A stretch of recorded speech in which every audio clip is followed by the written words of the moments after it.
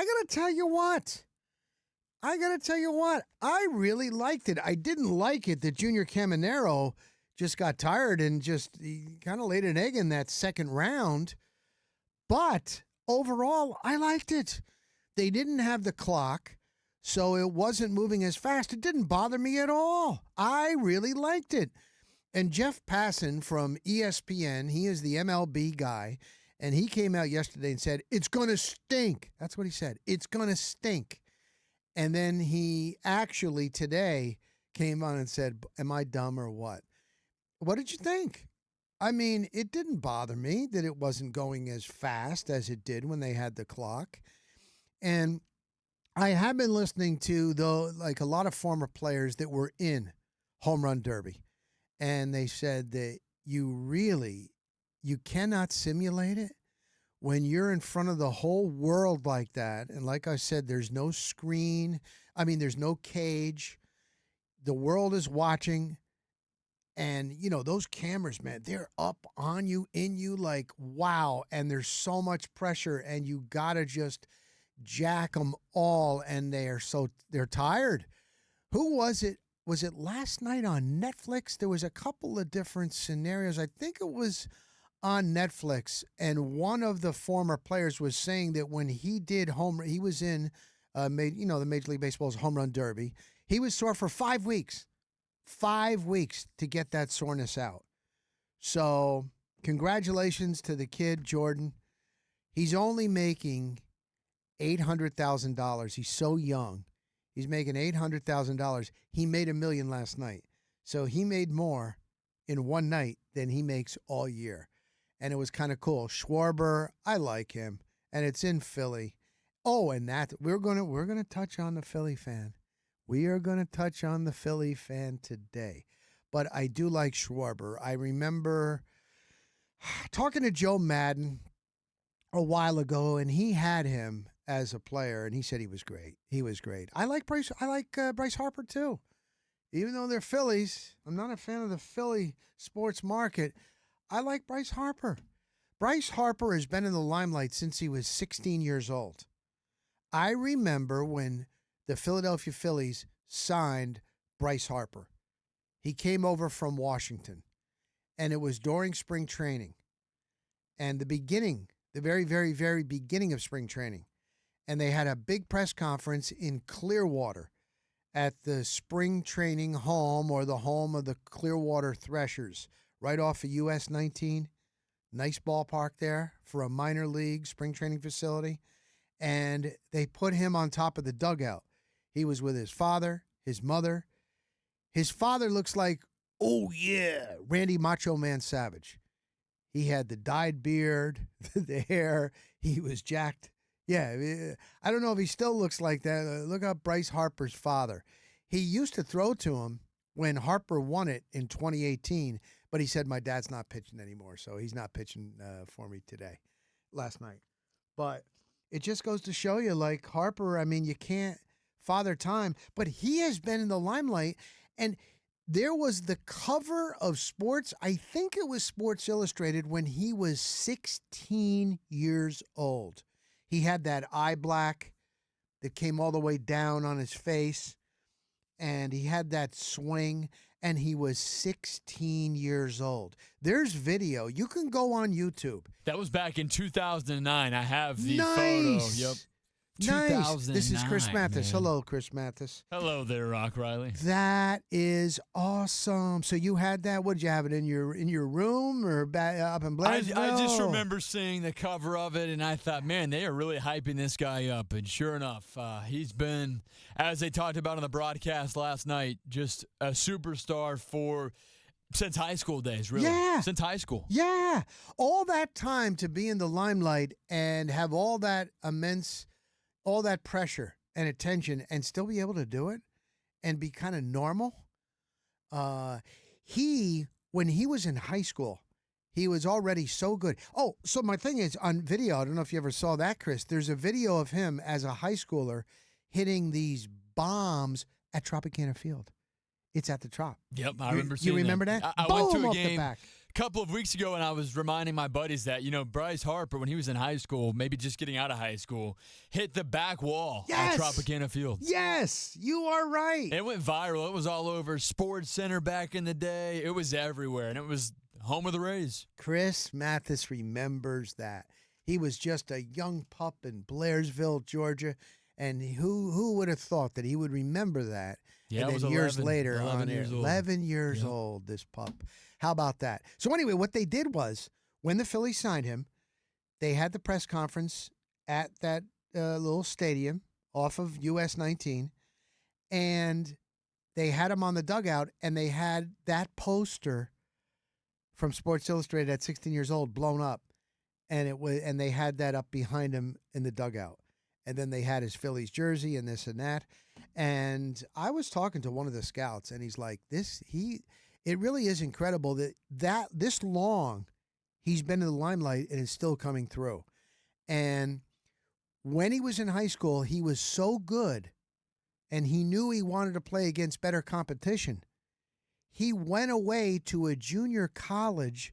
I think it was in Colorado. I think because he was in they might have made it to the Grand Junction, Colorado, like the JUCO World Series. But he was like a 16, 17-year-old kid playing junior college baseball, and he was crushing it then.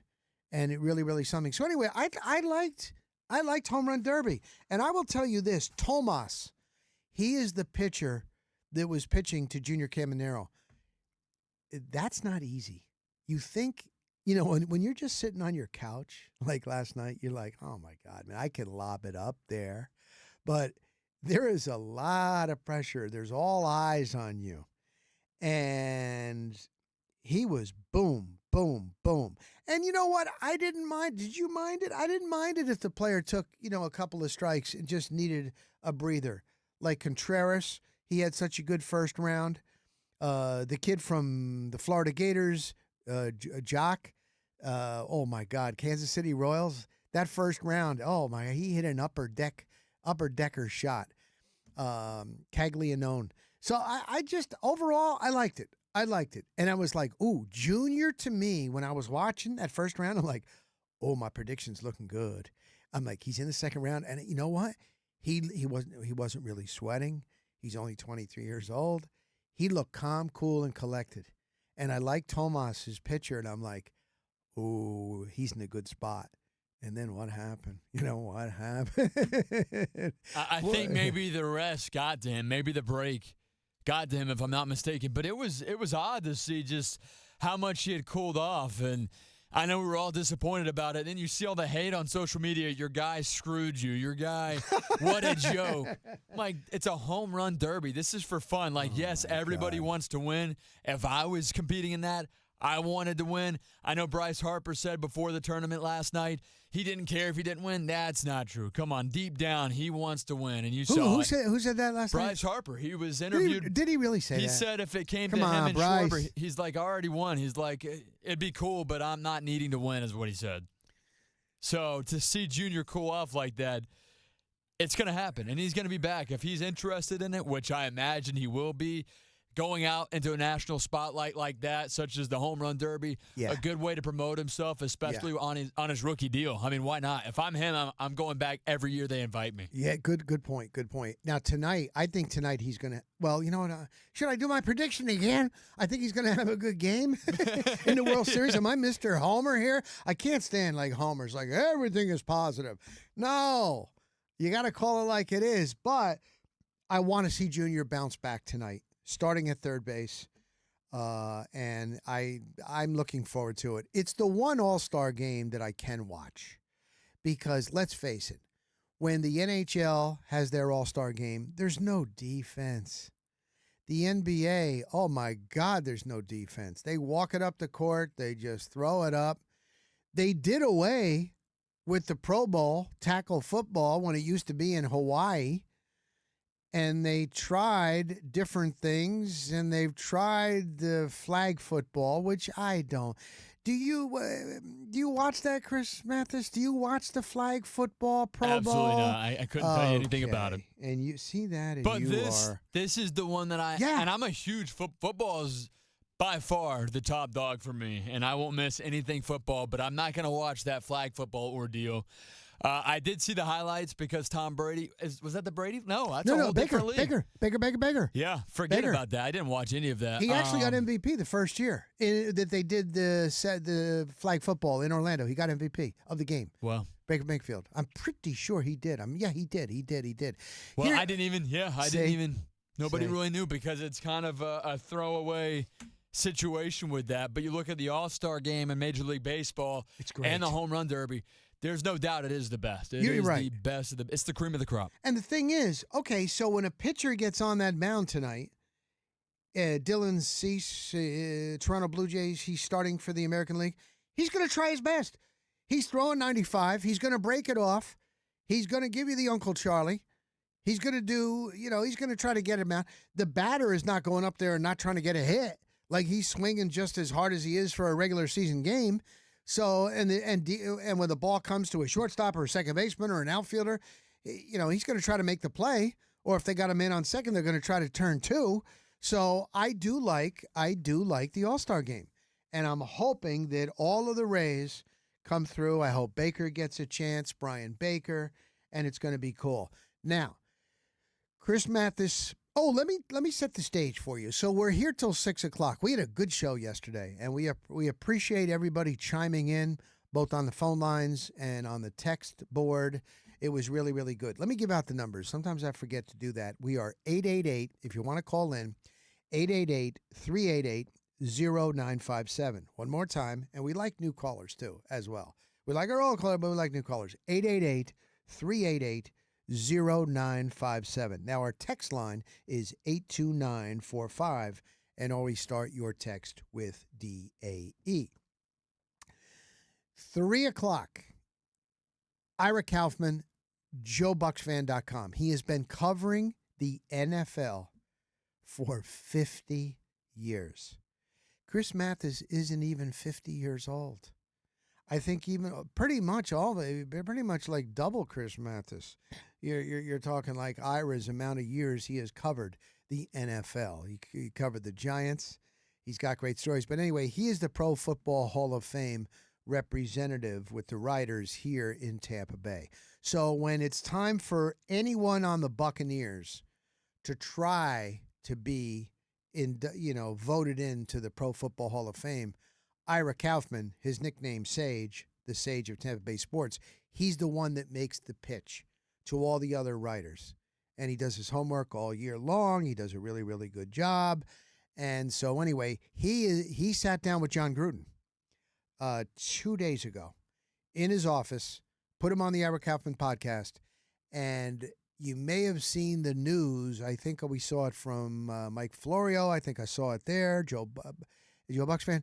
That John Gruden wants to get back into broadcasting big time, and I can understand that. I just hope he doesn't wait too long with the coaching. That's what I told him. But anyway, and Ira's in contact with Joel Glazier, and of course GM Jason Light and head coach Todd Bowles. So he's going to be here at 3 o'clock. So he'll give us the latest. And then Evan Klosky, 10 Tampa Bay Sports, the CBS affiliate here in Tampa Bay. This guy is unbelievable, man. He studies. He must have had a high SAT and high grades in college because this guy he's an animal when it comes to research. Anyway, he will be here at 4 o'clock today. And then we're going to have some fun. We're going to keep the phone lines open. 888-388-0957. We have a texter saying Junior represented the Rays in the best way. A good job, young man. No, he did a nice job, but I mean, I was pulling for him last night to just come on through. All right, so why don't we go to a phone caller or two here early on? Why not? Let's go to Jay in Clearwater. We're in the first inning, but you know what, Jay, you're stepping up to the plate. Hit it out of the park, my man. How you doing? I don't know about that, man. I played soccer in college, but I've been a lifelong Rays fan here my whole life. Okay. Had Bucks tickets as well, Lightning, the whole package. Nice. And I'm sitting here listening to Mr. Myers all this morning, hearing about all our good successes we've had, bringing on people on board with the other two clubs in the area, and it seems pretty self-explanatory how, quickly they are to open up the checkbook and, send some feelers out there to other clubs and et cetera. But I'm not really going to speak on the other two franchises. Okay. I just wanted to hear your guys' thoughts on, the my situation of the Rays going all in, man. This is the time. How many times are we going to have this happen, where the division is supposed to be, X, Y, and Z, and the Rays are sitting there, with an absolute great ball club. I'll keep it short and simple. But yeah, I wanted to hear you guys' takes on that. All right, well, we'll give them, but before you go, Jay, what would you like? What would you like? What would be your wish? What do you want? I mean, just like I said, I've been following the team for a little bit. Fortunately, the last playoffs games I was able to get to was versus the Rangers in the DLS, Division League Series 3 years ago at the Trop before the Storms. And, that's our last playoff games. And I think, I know definitely we lost both those games back to back. I think we got 0-ed the first game and scored 1 in the second. So I think it's time for the Rays, new ownership, everything. This is a great opportunity for them to come in, and really put us on the national map. Junior's approaching, you go on MLB Insider as a Rays fan and see any player on there getting posted every day. This is the time. We gotta take advantage of it. I'm gonna let you guys go. You have a great afternoon. Thank you as always, The Rock. You got it, Jay. All right, we've made yesterday. Chris Mathis gave us what he would do. Scooble is going to cost too much for me. I don't want to give up everything. Now, Nick Wise from the Nick Wise Show, he's like, you know what? There's no player in the organization, this is Nick talking, that's untouchable. I know that the Rays are built. They're not built on high payroll, and they're built on farm system and getting guys that might not have been maybe, I don't know, either reaching their peak. I don't like to use scrap heap, but you know how it goes, guy. Look at like a Nick Martinez. He's an all-star. What did he do prior to here? Look at Brian Baker. He's an all-star. The Rays do a good job like that. And you've got a couple of guys on the farm that, damn, look at Fluellen. He was the MVP. He hit a 2-run dinger in the Futures game. Theo Gillen, this and that. But in order to get these big names, you got to give it up. I hope they do make a move because I believe that the American League is there for the taking this year. The Rays do have a shot. To me, Scooble is a little bit too much. I don't want to give up everything. I like Luis Ariz from the Giants. He's a really, really good hitter. He's young. He's on an expiring 1-year, $12 million contract. He's hitting .332. He does not strike out high average. I would like to see something like that. Chris Mathis, yes. Yeah, I'm right there with you. I think that I would love to see the Rays go out, get a bat, maybe a bullpen arm of some sort. However, I do understand kicking the can around regarding Tarik Skubal. Why not? And you look at this team, you look at the construction of the roster here, Rock. We know the Rays, they find a way to get things done with the rotation, with the bullpen at some point. However, adding an extra bat to just solidify the top half of this lineup, or if they sprinkled a guy like Luis Ariz a little further down in the lineup, however they want to order things and have this team go out and attack and try to get base runners, I'm all on board for that. But we're going to have to see what Eric Neander does. And I think the biggest X factor in this entire equation this year is new ownership. What do they want to put into it? How do they view the potential of this team? If ownership is all bought in on it, I think you could see them truly making a major splash. I just don't know if that's going to be the case because we haven't seen the new ownership group at a trade deadline yet. This will be the first year, Rock. Good point. Let me go quickly. Robert in St. Pete, you're up next on WDAE. What's going on, Robert? Hey, guys. I got a quick question for you. I have friends up in Cincinnati, and there's been a lot of rumble about the trade of Ellie De La Cruz. Yep. And what do you think we'd have to give up? I know we got shortstop. I know we drafted I think he was number 1 shortstop. But it's Ellie. Yeah, the guy is fast. He can hit. And we could use both of those things out of one person. What do you think about that?